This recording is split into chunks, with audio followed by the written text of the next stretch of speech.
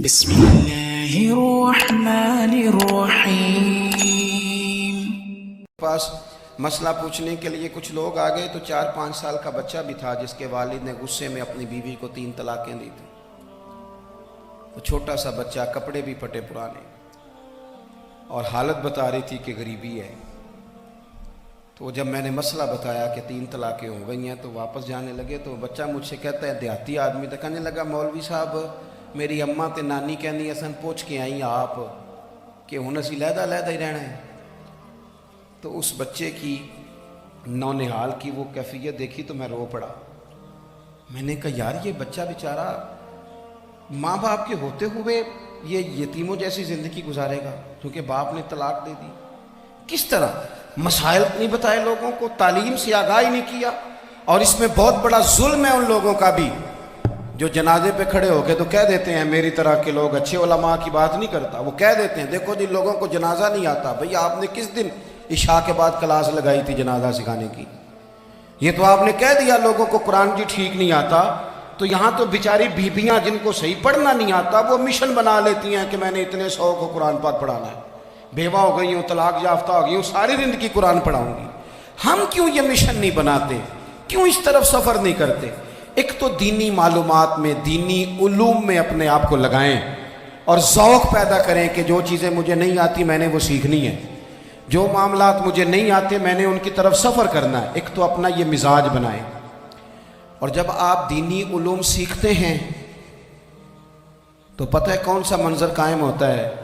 منظر وہ بنتا ہے کہ حضرت ابو ہریرہ بھی دین سیکھا کرتے تھے، حضرت عبداللہ ابن عمر بھی اصحاب صفہ میں رہا کرتے تھے، حضرت انس بن مالک بھی رہا کرتے تھے، اور ایسا منظر بنتا ہے کہ حضرت سیدہ خدیجہ الکبریٰ رضی اللہ تعالیٰ عنہ فرماتی ہیں سیدہ فاطمہ حضور کی گود میں بیٹھی ہوتی تھی اور نبی پاک سے باتیں پوچھتی تھی اور حضور انہیں بتا رہے ہوتے تھے۔ سیدہ عائشہ حضور سے دین کی باتیں پوچھتی۔ چوتھا حصہ ہماری فقہ کے اصول حضرت فاطمہ کی، حضرت عائشہ صدیقہ کی مرویات پر مبنی ہیں۔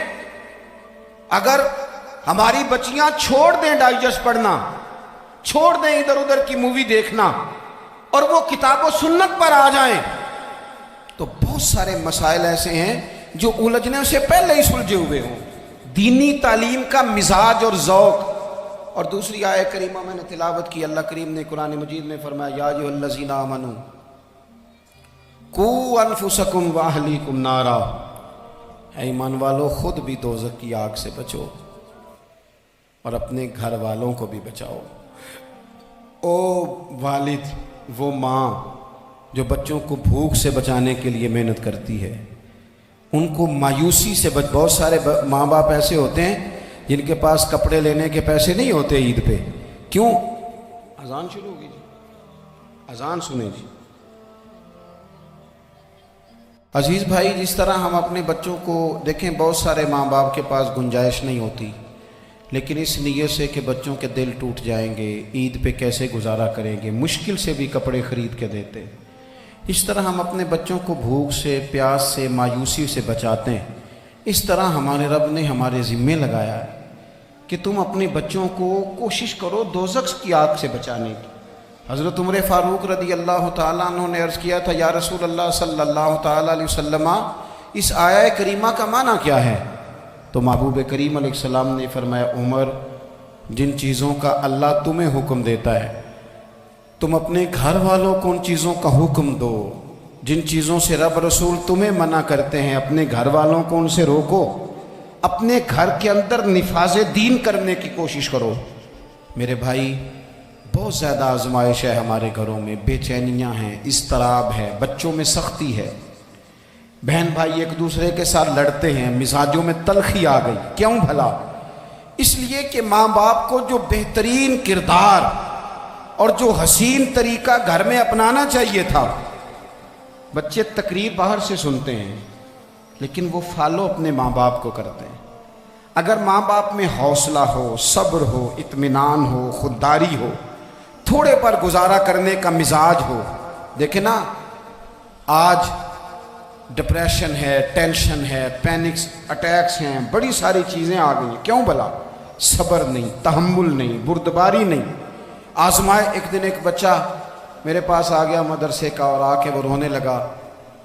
میرے گھر والے کہنے لگے کھانا چھوڑ دیں پہلے اس کی بات سن لے. میں نے کہا پتر کیا ہوا, کسی نے مارا ہے کسی استاد نے؟ کہنے لگے نہیں حضرت, گھر فون کیا تھا تو میری اماں اور ابا کی لڑائی ہو رہی ہے. بچہ کانپ رہا ہے, ٹانگیں کانپ رہی. میں نے کہا کیا ہو کیا گیا تمہیں پتر, لڑائی ہو رہی ہے تو گھروں میں ہو ہی جاتی ہے. کہنے لگے نہیں آپ کو پتہ نہیں وہ بڑا سخت لڑتے ہیں. میرے والد جب میری والدہ کو مارنے کے لیے آگے بڑھتے ہیں تو ہم سارے چارپائیوں کے نیچے چھپ جاتے ہیں, ہمیں خوف آتا ہے, وہ منظر خطرناک ہوتا ہے. یہ کون تکلیف دے رہا ہے اپنے بچوں کو؟ یہاں بیٹھے ہمارے ہاں میلوں دور رہتے تھے اس کے گھر والے, تو وہ تکلیف میں تھا, تو گھر میں کیا کیفیت ہو؟ اگر حوصلہ ہو, صبر ہو, قناعت ہو, اللہ کے دیے ہوئے تھوڑے رزق پر ہمیں راضی رہنا آتا ہو, ہمارے گھروں میں سکون آئے, اطمینان آئے, ہم جو زندگی بڑی خوشی خوشی گزار سکتے ہیں. ہمارے مزاجوں کا لالچ, ہماری طبیعتوں کی بے راہ روی, ہماری جھوٹی انا کا بت, ان ساری چیزوں کو ختم کر دیتا ہے. اپنی زندگی کے اندر اگر ہم وہ کردار اپنے بچوں کو دیں جس کردار میں موبائل بھی ہو, جس میں گاڑی بھی ہو, جس میں پیسے بھی لا کے ابا دراز میں رکھتا ہو, لیکن والد کا گھر میں مصلی بھی موجود ہو, اس کی کوئی تصویر بھی ہو, وہ یہ بھی کہتا ہو کہ خدا نے اپنے فضل سے آج 5,000 دیا ہے تو اس میں 1,000 غریبوں کا بھی ہے, اس میں تھوڑا سا میں نے اللہ کی رضا کے لیے بھی رکھا ہے. اگر کوئی مشکل آ جائے تو وہ باپ اور ماں کو صبر کرتا ہوا دیکھتے ہو. اگر ایک باپ کر بات کرے تو دوسرا برداشت کرتا ہو. خدا را اپنی اولادوں کو اس اذیت کا شکار نہ کرو. اپنے گھروں کے اندر وہ خودداری, وہ پیار, وہ وقار, وہ محبت, وہ انداز. آپ تھکے ہوئے ہیں کوئی شک نہیں, آپ بہت سارے مسائل کا باہر شکار ہوں گے کوئی شک نہیں, لیکن آپ باہر سے تھک کے آئے ہیں. اور اگر آپ باہر اپنی فیکٹری کے مالک ہیں اور دفتر کے بڑے ہیں تو گھر میں بھی تو آپ بڑے ہیں نا. آپ کی ماں بھی تو انتظار کر رہی ہے, اس نے بھی تو دکھڑا سنانا ہے نا آپ کو. آپ یہ دیکھیے کہ آپ کے بچے بھی تو انتظار کر رہے ہیں, وہ چاہتے ہیں کہ ابا آ کے بیٹھے تو ہم ان کے سینے پہ چڑھ کے تھوڑا کھیلیں. آپ کی اہلیہ منتظر ہیں. کچھ باتیں بیوی کسی اور سے نہیں کہہ سکتی, صرف اپنے شوہر سے کہتی ہے. لیکن وہ تو آتے ہی جلال میں آ گئے صاحب, وہ کہنے لگے تو بڑی نالائق ہے, میں تھکا ماندہ آیا ہوں اور تو نے مجھے کہانی سنا دی ہے. وہ اس خاتون سے شدت کے ساتھ پیش آنے لگے. میرے رسول پاک کی حیات نور کو دیکھو, حضرت ام ایمن حضور کی رضائی والدہ ہیں, ان کی بھی خدمت ہو رہی ہے. حضرت حلیمہ سعدی آ رہی ہیں تو خدمت ہو رہی ہے. حضرت عباس حضور کے چچا ہیں تو کریم فرماتے ہیں میرے چچا ہیں باپ کی جگہ پہ. حضور دوست احباب صحابہ غلاموں سب کے ساتھ پیار کر رہے ہیں.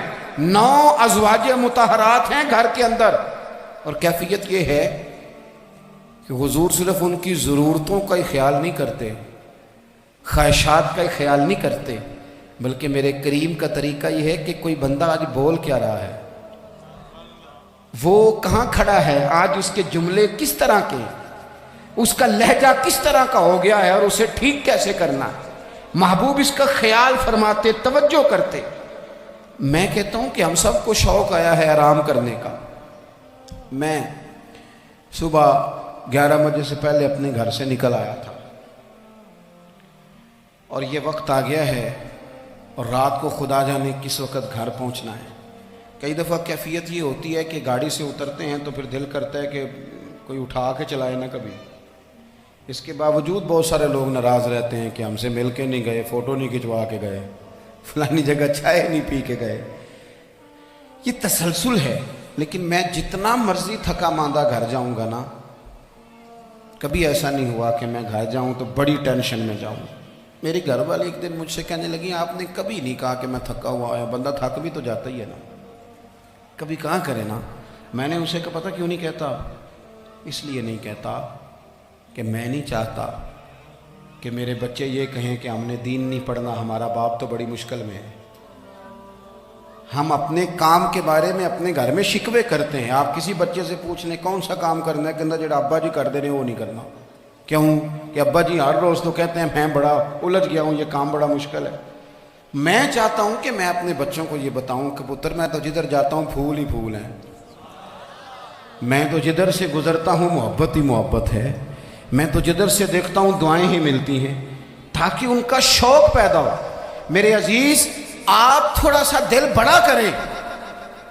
اگر آپ ایک کی وجہ سے پورا گھر سکون میں آ جاتا ہے تو آپ دل بڑا کیوں نہیں کرتے؟ جگہ ڈھونڈتے ہیں بس مجھے کوئی تنگ نہ کرے، کوئی میری باپ ماں بدولت کو کوئی پریشان نہ کرے۔ بخاری شریف سنیے، حضرت عائشہ صدیقہ رضی اللہ تعالیٰ عنہ بیٹھی ہیں، حضور فرمانے لگے عائشہ آج ایک بات نہ بتاؤں تمہیں؟ یا رسول اللہ بتائیے۔ حضور فرمانے لگے جب تم مجھ سے ناراض ہوتی ہو تب بھی مجھے پتہ چل جاتا ہے، اور جب راضی ہوتی ہو پھر بھی پتہ چل جاتا ہے۔ تو حضرت سیدہ عائشہ صدیقہ بات سن کے بڑی خوش ہوئی، یا رسول اللہ وہ کیسے؟ حضور فرمانے لگے کبھی کبھی تم قسم اٹھاتی ہو۔ یا رسول اللہ ہاں۔ فرمایا جب ہوتی ہو نا راضی، خوش، تو پھر کہتی ہو مجھے رب محمد کی قسم صلی اللہ علیہ وسلم، پھر تم میرے نام کے ساتھ رب کریم کا نام ملا کے قسم اٹھاتی ہو، رب محمد کی قسم۔ یا رسول اللہ بالکل ایسے ہی ہے۔ اور فرمایا جب تمہارے دل میں کوئی بات ہوتی ہے نا تو پھر تم کہتی ہو مجھے رب ابراہیم علیہ السلام کی قسم، پھر تم رب محمد نہیں کہتی۔ یہ بخاری مسلم میں موجود ہے۔ حضرت عائشہ صدیقہ نے تو بات سنی تو کھل گئی طبیعت، کہنے لگی کریم صدقے جاؤ، یہاں تک خیال فرماتے ہو؟ کس کے جملے کہاں پہنچ گئے، یہاں تک خیال ہے؟ فرمایا مجھے پتہ چل جاتا ہے کہ تمہاری کیفیت کیا ہے، کہاں کھڑی ہو۔ اور بھئی ہم تو اپنی ماں کا بھی خیال نہیں رکھتے۔